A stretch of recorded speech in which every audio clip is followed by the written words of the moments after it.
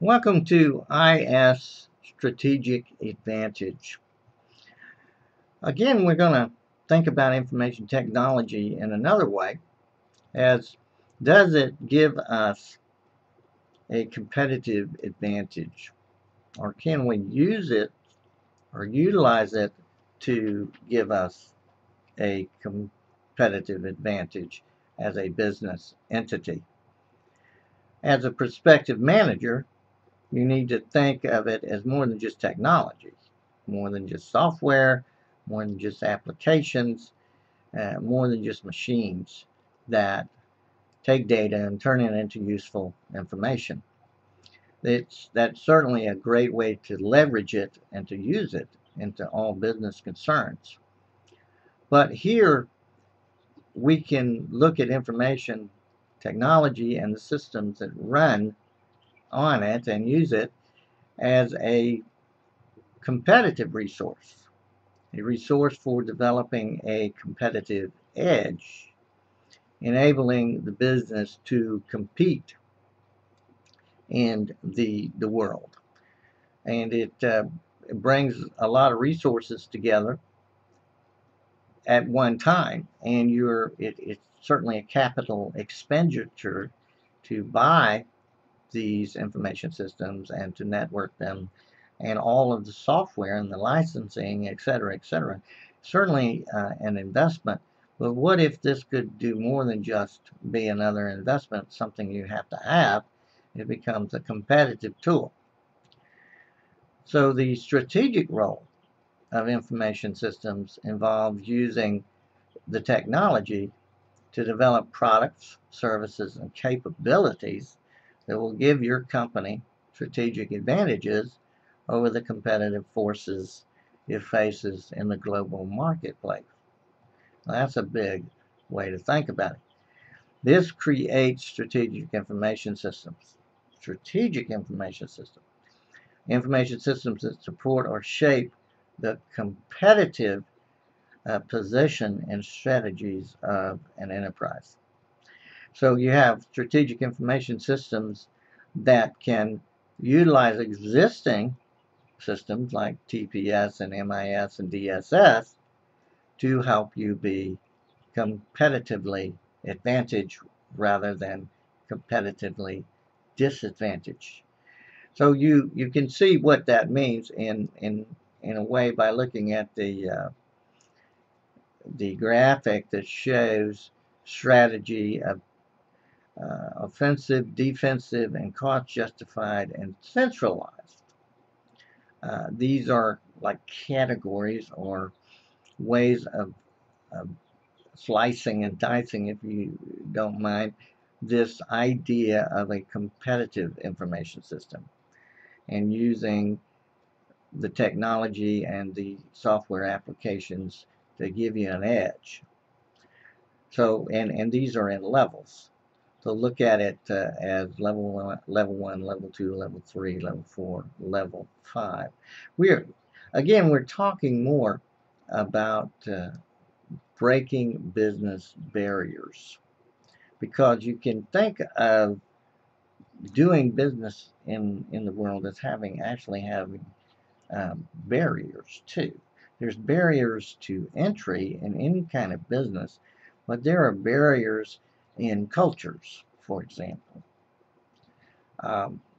You can't just take a Walmart, for example, and put a Walmart in, say, China, in someplace in China, without looking at all of the implications of what that might mean to a Chinese person who's used to living in a Chinese culture, who is really not like us. And what kind of information can you gather about the Chinese and their shopping habits and the way they do business, and especially the things they have about clothes and food and cosmetic products and appliances and paint and hardware? Are there things about that you need to know to have a competitive edge in selling and doing business with the Chinese? Will they even enjoy going to a huge store like that? What about your grocery store operation? And they have to eat too. So you have a grocery store operation, just like you have in America. But you're not going to lay it out probably the same way that it's laid out in America. The Chinese like very raw, fresh seafood. So you're probably going to have to facilitate that somehow in your Walmart store, especially if it's near the coast. But it can also be true of one that's out in the countryside, so to speak, in China as well. So there's a lot going on with determining how to have a competitive edge and how to have it in a certain place, in a certain location, and in different cultures.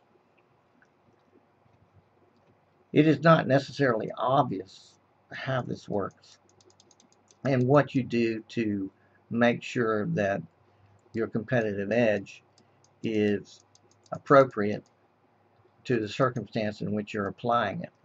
So it's difficult to measure, too. It's difficult not only to apply it, and it's difficult not only to assess what that edge is, but it's difficult to figure out how to apply it and where to apply it and how soon.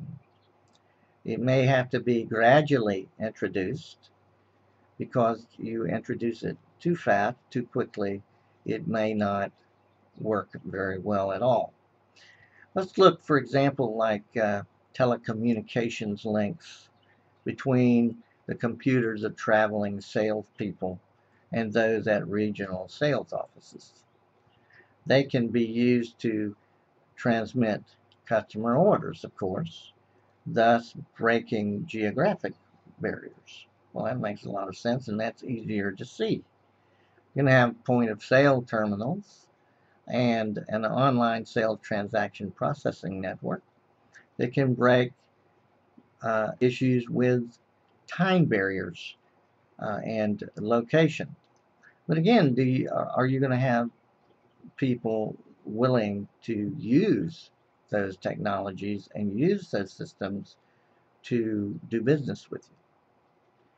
If you're in a very cash-based society and it has little interest in credit cards, then your credit card processing terminals are going to be useless.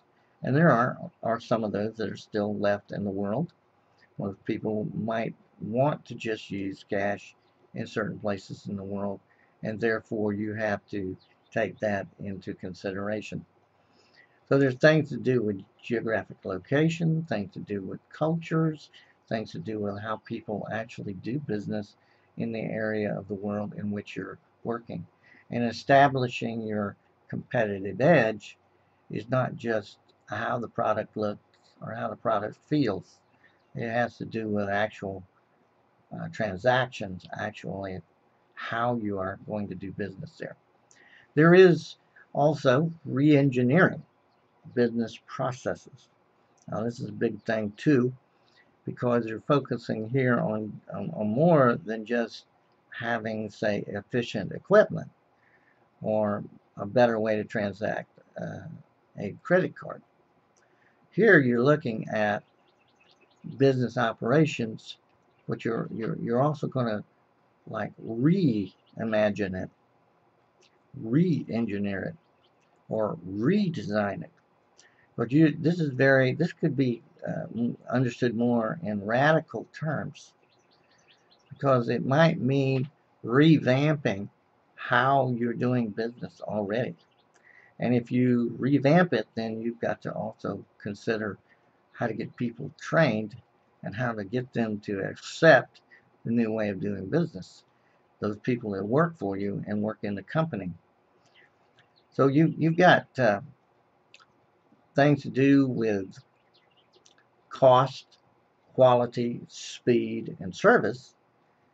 But here we're beyond just uh, a little improvement here and a little improvement there. We're talking about dramatic change when we talk about re-engineering, and it's major improvements, major shifts, and almost paradigm shifts in the way you do business. And there's a lot of resistance that you can have from your employees and other parts of the company because they don't necessarily see this as an improvement immediately. So your use of re-engineering can meet with great resistance.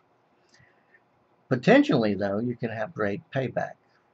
You can have great return if you're able to effectively put it in place and re-engineer your business so that it really meets the demands on the business, the critical demands, and of course the demands for profitability as well.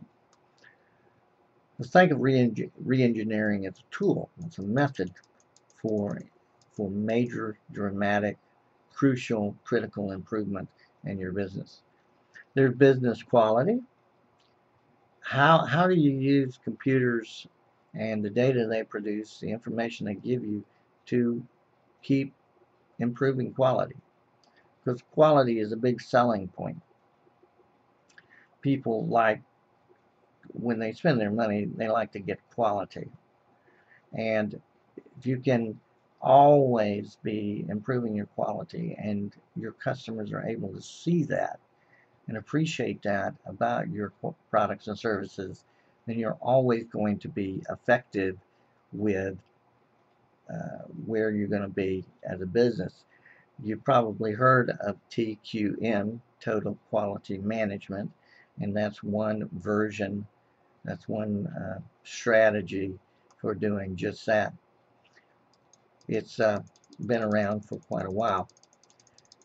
Another way to think about the use of computer information systems and the technology that is built for it to run on is thinking in terms of agile competition.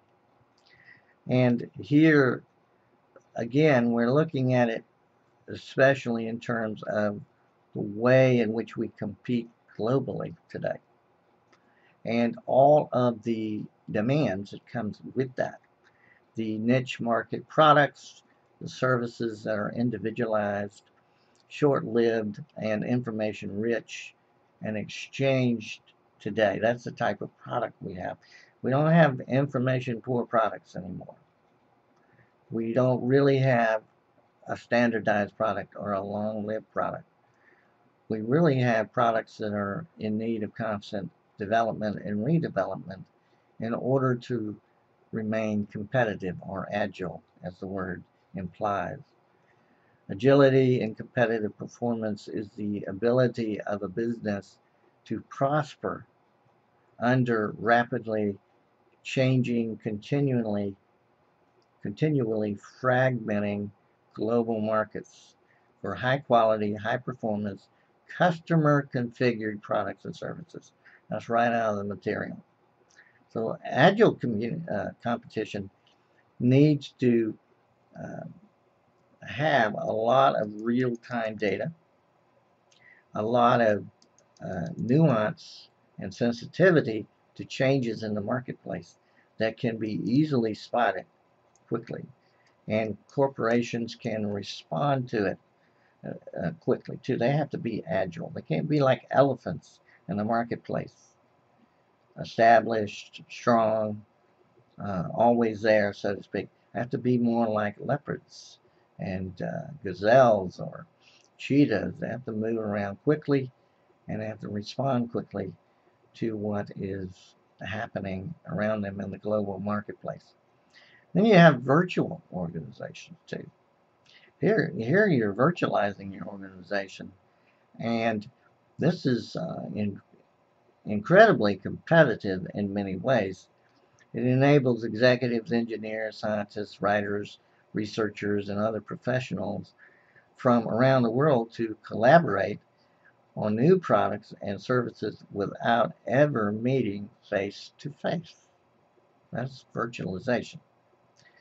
Fortune 500 companies with that have banks of powerful computers and dedicated wide area networks. Remote networking is now available to this type of company, and they can do this with a phone, a fax, email, all combined, and large monitors, very visually strong monitors to look at.